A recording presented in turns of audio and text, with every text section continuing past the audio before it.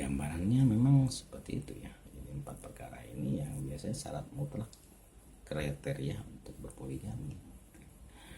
Pertama, satu ya, atau pertama yaitu kaum ulama dengan segitu banyaknya kesulitan kendala yang dialami oleh asyadid muridnya, juga keinginan serta kebutuhan dapat ditantang, dapat diarahkan.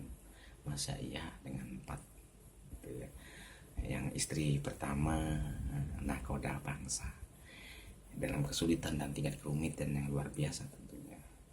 Level keduanya subhanahu wa ta'ala menjadikan yang disebutnya berhentinya seluruh perombakan untuk satu kemenangan, yaitu kepada generasi kita gitu.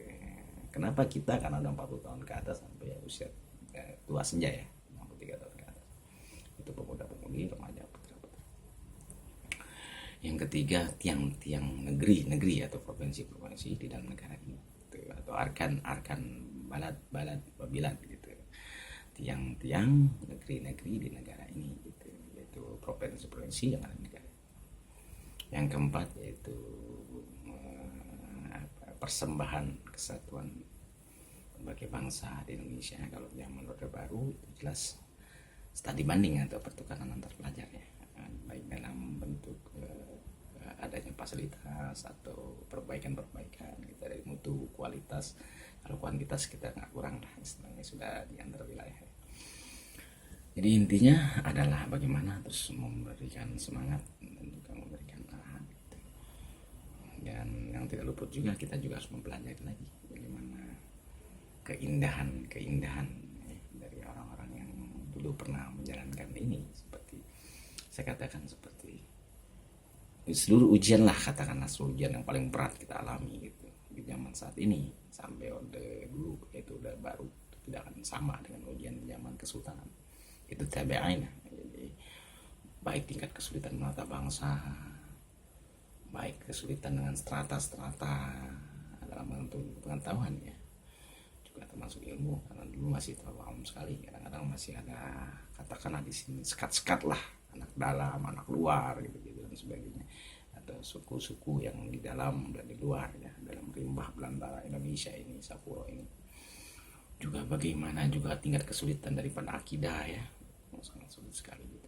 Bisa dibayangkan, dan juga datang kita ke tempat-tempat yang bersejarah tersebut, kita bisa lihat dari bentuk sejarah yang terukir di situ.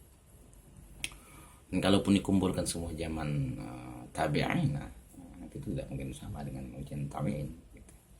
Zaman-zaman di atas saja, zaman-zaman kerajaan, atau disebut dengan kalimat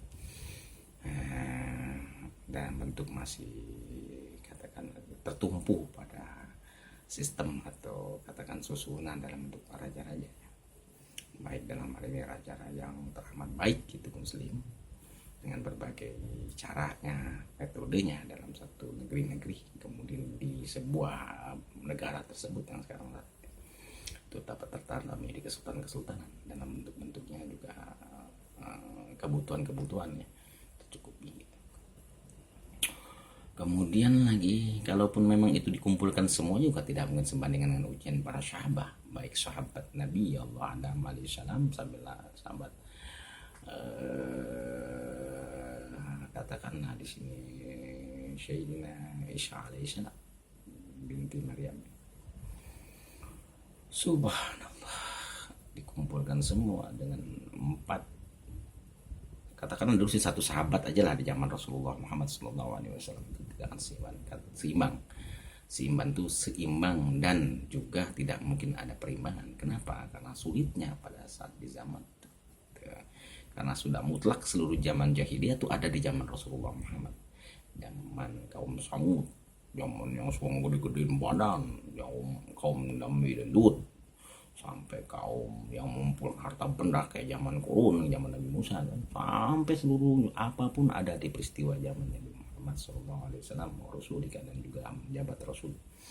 Subhanallah, ujian begitu beratnya beliau tahap demi tahap dipercayakan kepada 74.000. Adapun salah dan benarnya sahabat ya sejarah yang akan menilai nantinya.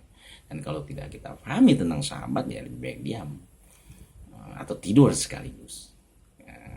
Kalau tidak bisa juga ya kembali lagi lebih perbanyak ibadah gitu. Kalau tentang sahabat, kalau kita tidak memahami stop dulu. Jadi baik berdiamlah, karena yang tahu sahabat adalah Rasulullah SAW. Baru kita bisa menilai di sejarahnya, itu pun harus sejarah otentik ya.